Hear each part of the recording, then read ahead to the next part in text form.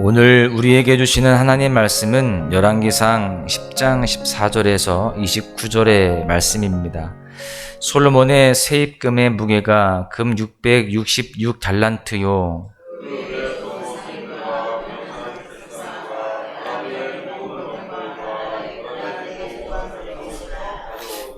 솔로몬 왕이 쳐서 느린 금으로 큰 방패 200개를 만들었으니 매 방패에 든 금이 600세겔이며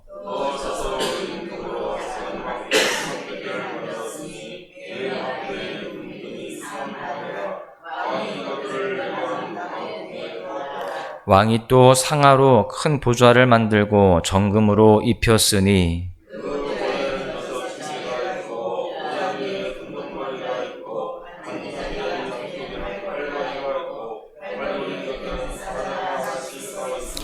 또 12사자가 있어 그 6층계 좌우편에 서 있으니 어느 나라에도 이같이 만든 것이 없었더라.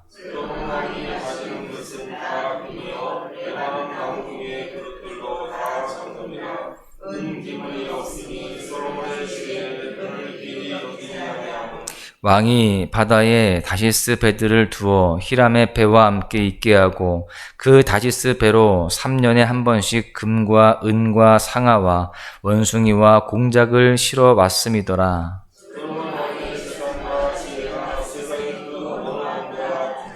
온 세상 사람들이 다 하나님께서 솔로몬의 마음에 주신 지혜를 들으며 그의 얼굴을 보기 원하여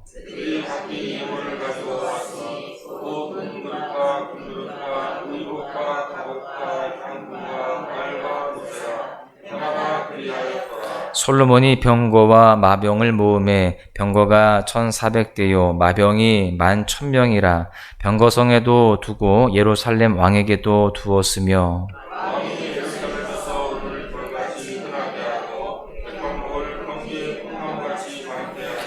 솔로몬의 말들은 애굽에서 들여왔으니 왕의 상인들이 값주고 산 것이며 애굽에서 들여온 병거는 한 대에 은 600세겔이요 말은 한 필에 150세겔이라 이와 같이 햇사람의 모든 왕과 아람 왕들에게 그것들을 되팔기도 하였더라. 아멘. 어제 말씀에서 솔로몬의 지혜가 얼마나 대단했는지에 대해서 함께 나누었는데 오늘 말씀해 보니까 솔로몬의 부가 얼마나 대단했는지를 확인할 수가 있습니다. 큰 부요 가운데 있었던 솔로몬이 어떠한 모습을 보여주고 있는지 그 부를 어떻게 사용하고 있는지에 대해서 우리가 함께 나누면서 은혜를 우리가 깨달을 수 있는데요. 첫 번째는 솔로몬은 자신을 위해서 부를 사용했다라고 하는 것입니다. 본문 16절에서부터 17절의 말씀을 보십시오. 솔로몬 왕이 쳐서 느린 금으로 큰 방패 200개를 만들었으니 매 방패에 든 금이 600세겔이며 또 쳐서 느린 금으로 작은 방패 300개를 만들었으니 매 방패에 든 금이 3만에라. 왕이 이것들을 레바논 나무 궁에 두었더라. 여러분 지금 14절에 보시면 솔로몬의 세입금의 무게가 금 666달란트라고 되어 있습니다.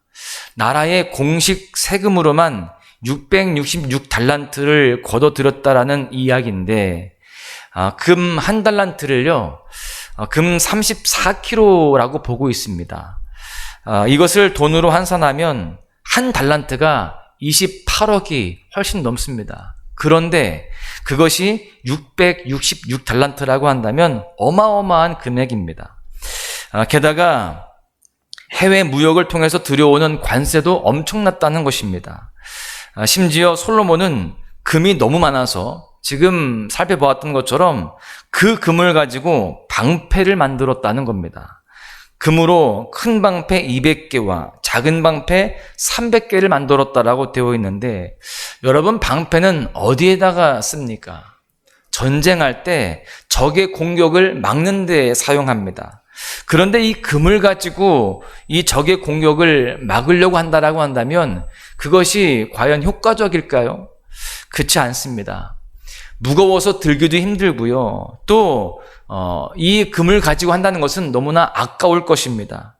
사실 이 방패는 전쟁터에서 쓰기 위함이 아니고 그저 부를 자랑하기 위한 수단, 장식품 정도로 볼 수 있습니다. 그런 장식품을 500개를 만들어 놓고 레바논 나무 궁에 두었다라고 되어 있습니다. 결국 보관해 두었다가 나중에 그대로 애굽 왕에게 빼앗기게 되죠. 18절부터도요, 계속해서 솔로몬이 그 불을 자신을 위해서 사용했다라는 것을 보여주고 있습니다. 상아로 보좌를 만들고 또 금으로 또 씌웁니다. 그 보좌에 팔걸이가 있고 그 곁에는 사자 모양의 상이 있다라고 되어 있고요. 아래로 6층계를 만들어서 각 층계마다 양쪽에 사자상을 세웠다라는 것입니다. 여러분, 아래로 층계를 만들었다라는 것은 사람들과 거리를 두고 스스로 자신의 위상을 세우기 위함이었다라고 볼 수 있습니다. 사실 하나님께서 솔로몬을 세워주신 것인데 지금 스스로가 높이고 있습니다. 권위와 권세는 하나님이 세우셔야만 세워지는 것입니다. 왕조차도 하나님이 세우시지 않으면 그가 어떠한 권위도 권세도 가질 수 없는 것이 있죠. 그런데 솔로몬은 자신을 세우신 하나님을 높이는 데는 관심이 없습니다. 그저 자신의 위상을 드러낼 뿐입니다. 그런 의미에서 이제 이 솔로몬이 가지고 있었던 그 모든 재물들은 더 이상 복이라고 할 수가 없습니다. 하나님의 뜻을 이루는 데 쓰는 것이 아니라 자신의 욕망을 채우는 데 쓰는 재물은 복이 아니라 오히려 저주가 되기 때문에 그렇습니다. 프랑스의 사상가인 샤를드 몽테스키웨는요, 그의 저서 로마의 성공, 로마 제국의 실패라는 그 책에서 이런 내용을 남겼습니다. 로마에게 해악은 분열이 아니라 번영이었다. 그러니까 이 로마의 가장 큰 적은, 로마가 무너지게 한 것은 결국 번영이었다라는 것이죠. 보통의 학자들은 내부의 분열이나 외적의 침입이 이 로마를 멸망하게 한 것이다, 로마 멸망의 주 원인으로 보지만 이 몽테스키웨는요, 너무 빨리 이룩한 번영이 주된 원인이다라고 지적을 합니다. 물론 이 몽테스키웨의 주장이 100% 맞았다라고는 할 수 없습니다. 그러나 그의 통찰이, 그의 생각이 우리에게 많은 생각을 하게 한다라는 것입니다. 실제로 번영에서 쇠퇴하지 않은 나라가 없습니다. 이것은 영적 원리에도 그대로 적용이 돼요. 영적인 것의 적은 어찌 보면 물질의 번영입니다. 번영하게 될 때 영적으로도 지혜로워지고 하나님과 가까워지면 얼마나 좋겠습니까? 그런데 그게 쉽지 않다는 거예요. 그래서 예수님께서도 끊임없이 부에 대해서 경계하라 라고 가르치셨던 것입니다. 모든 사람들은 다 행복하기를 바라죠. 많은 경우 내가 더 많은 재물을 가지면 행복이 온다라고 믿습니다. 마치 돈이 자신의 삶을 안전하게 만들고 생명을 지켜주고 보장해주는 것처럼 그렇게 여긴다는 것입니다. 사람은 돈을 단순한 재화로 여기지 않고요, 돈에게 종교적인 위치를 부여합니다. 하나님만이 이룰 수 있는 것을 돈이 줄 수 있다라고 여기는 것이죠. 그 정도까지 돈을 높이 생각하고 위대하게 생각합니다. 그러나 사람의 만족과 안정, 나아가 행복은 돈이 주는 것이 아니고요, 하나님이 주시는 것인 줄로 믿습니다. 돈이 사람의 생활들을 조금은 안락하게 할 수는 있습니다. 그러나 그 생명을 보장하거나 또 참 행복을 줄 수는 없습니다. 진정한 행복은 주님을 만났을 때 주님으로부터 얻을 수 있는 것입니다. 여러분, 돈은 목이 마를 때 마시면 더 갈증을 내게 하는 바닷물과 같다라고 합니다. 그래서 만족이 없습니다. 여러분 보십시오. 오늘 본문에서 솔로몬이 기뻤다라는 표현이나 감사했다라는 표현이 있습니까? 없습니다. 어마어마한 그런 부를 누리고 있고 지금 할 수 있는 것들이 너무나 많은데, 누리는 것이 너무나 많은데 전혀 기뻐 보이지가 않습니다. 그리고 감사의 고백도 있지 않습니다. 이처럼 많은 재물은 오히려 사람을 허무하게 만들고 방향과 목적을 상실하게 합니다. 진정한 만족은 영적인 것에서부터 오는 줄로 믿습니다. 온전하고 영원한 만족은 하나님으로부터 온다라는 것이죠. 여러분, 가지면 가질수록 시들해지고 오히려 근심만 더해주는 물질이 아니라 가지면 가질수록 더 보배롭고 더 새롭고 더 진짜인 주님을 바라고 또 주님만을 가까이 하는 우리 모두가 되어줘야 할 줄로 믿습니다. 두 번째로 솔로몬은 자신을 위해서 모았다라고 하는 것입니다. 26절의 말씀을 보십시오. 솔로몬이 병거와 마병을 모으매 병거가 1400대요 마병이 12,000명이라 병거성에도 두고 예루살렘 왕에게도 두었으며. 여러분, 26절 이 말씀을 보시면 솔로몬은 자신을 위해서 병거와 마병을 모았다라고 되어 있어요. 그런데 이것은 하나님의 말씀, 하나님의 뜻과는 반대되는 모습입니다. 분명히 신명기 17장 말씀해 보시면 하나님께서는요, 왕에게 뭐라고 말씀하시냐면 자신을 위해서 많은 말을 소유하지 말 것이며 많은 아내를 두지 말 것이며 그리고 은금을 많이 모으지 말아라 라고 그렇게 세 가지의 말씀을 하십니다. 그런데 솔로몬은 세 가지 다 많았습니다.